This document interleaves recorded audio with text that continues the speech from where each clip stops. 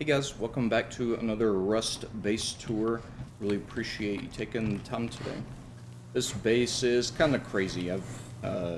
This is on a vanilla server.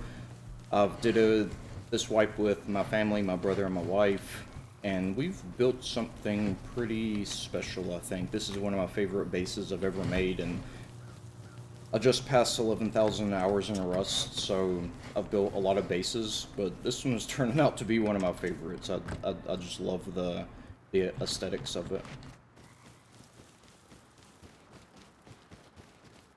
I want to dedicate this base tour and this video to my dog Tessa. I know that I mentioned that my dog was sick in a prior video. And we had to put her down, and the cancer just came, and it took her so fast. I really appreciate the kind comments that you guys left in that video.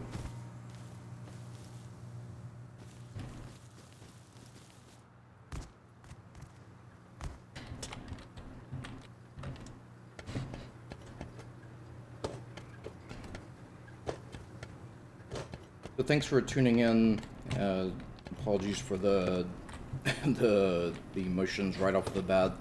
I really don't know what else to say other than you never know what people are going through in life. You know, whenever that happened, people in the Rust were so nice, and you guys were so nice in the comments and everything, and that really meant a lot to me.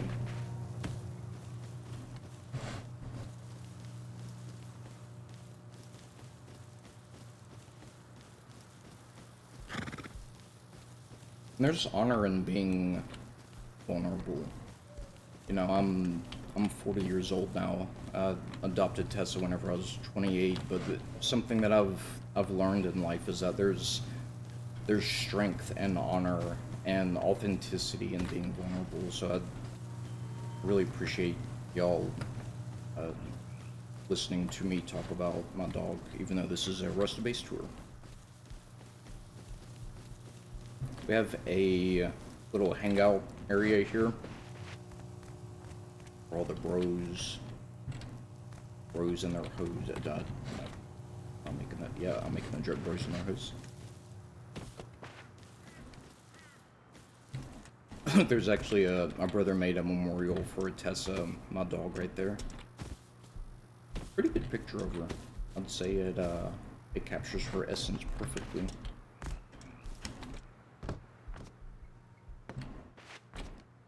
Here is the one of the horsey areas, and then the back entrance of the base. We have an oil refinery here.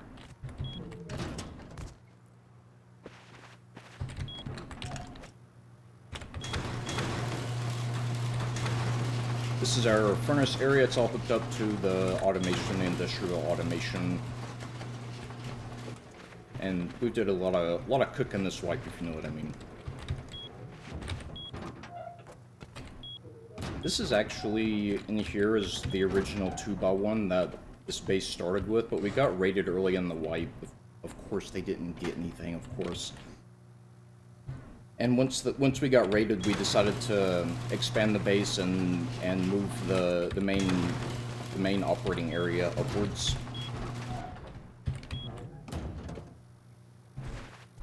This is one of the garages. Kind of janky getting the RV in and out of here, but we make it work. Take a look at the base from the outside at dawn and dusk. So awesome. Love the lighting.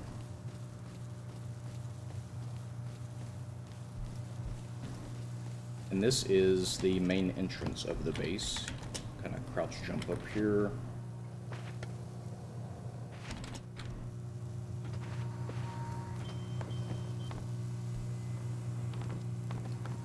And here we go inside.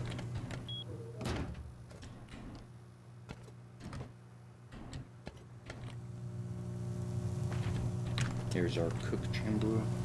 It took me like 30 minutes to get these furnaces and the 4 of them on each shelf. But it was worth it. It looks awesome now. All hooked up to the industrial crafting. This is the main loot area.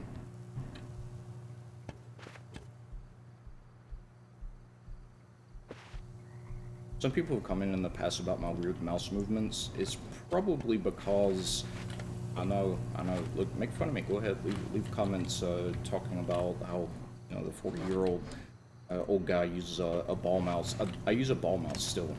The mice that have the rubber ball in them. I picked up a habit 20 plus years ago when using a ball mouse and playing games where I pick up the mouse and move it around to keep the cursor steady in like FPS games, and I keep doing it even if I try to switch to an optical mouse, so I'm essentially like bound to using a rubber ball mouse for eternity. It's kind of humorous because I actually went an entire year one time using an optical mouse to try to get used to that and not having the friction of the rubber ball, and I couldn't do it. After a year I switched back, but moral of the story is there's at least one person using a rubber ball mouse still, and that's what's probably causing some of the weird mouse movements in my videos.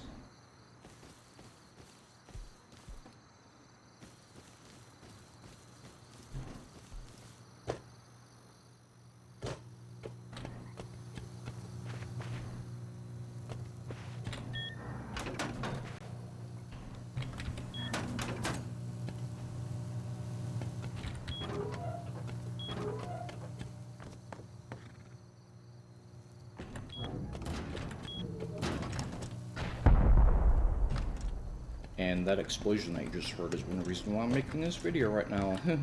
Nervous laughter. Neighbors getting raided, and maybe we're next, so let's go ahead and get this video made so I don't have to stress about it anymore.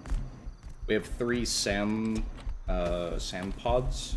So, you know, you see that one, 1, 2, 3. So we have 3 SAM sites that are set up to defend against not against minicopters, but against the missile truck, the MLRS.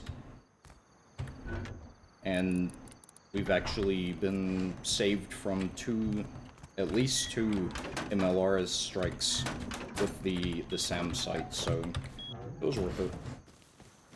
And make sure to have 3 of them and put them in defender mode. If you only have 1, it's not going to stop the missile truck. If you have 2, it'll mostly stop it, but if you want it to like really stop it, you need 3.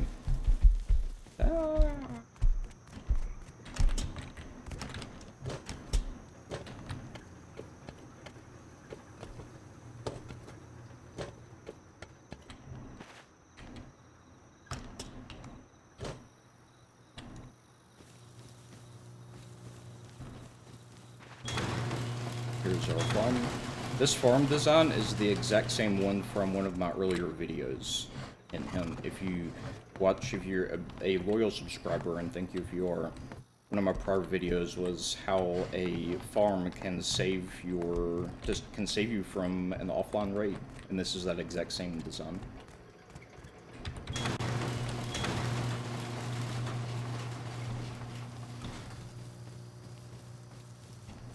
We have a second garage here.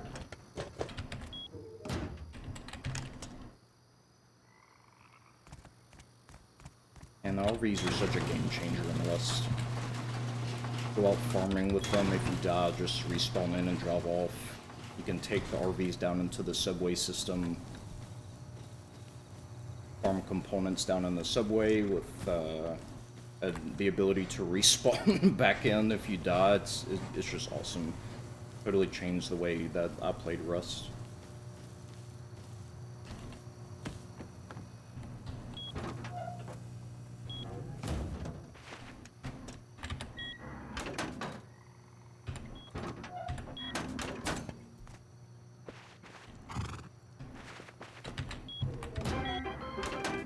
I'm not doing that again. I've been doing the Easter hunt a lot because my daughter is 7 years old and she loves the Easter event, but sorry guys, I'm not doing it right now.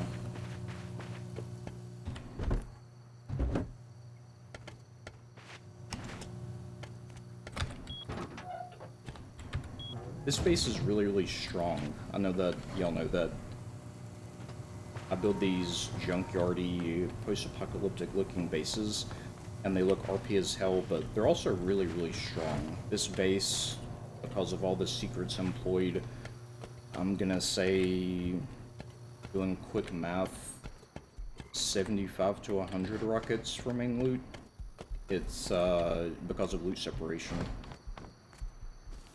So you can have RP bases like this in Rust and make them really, really, really strong also. It doesn't even take any kind of crazy tricks. It's just all about loot separation. Just spread your stuff out. The more ways you have to enter your base, the more loot rooms spread around, the more doors, the more windows that look like they're leading to something. All of that helps with raid defense. All that helps with people choosing your base as a raid target. Now, I know that some of you want to get raided for the PvP and stuff, and that's fine. You can build your base to have fun with the PvP, kind of like a Alone in Tokyo, but I'm not a huge PvPer in Rust anymore. I used to be whenever I first started. God, that was 8 years ago, I guess. That's just not what the game is about for me these days.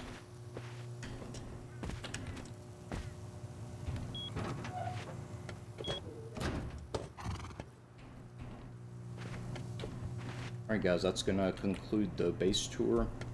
Really, really appreciate y'all watching today. And again, thank you so much for the kind words about my dog Tessa.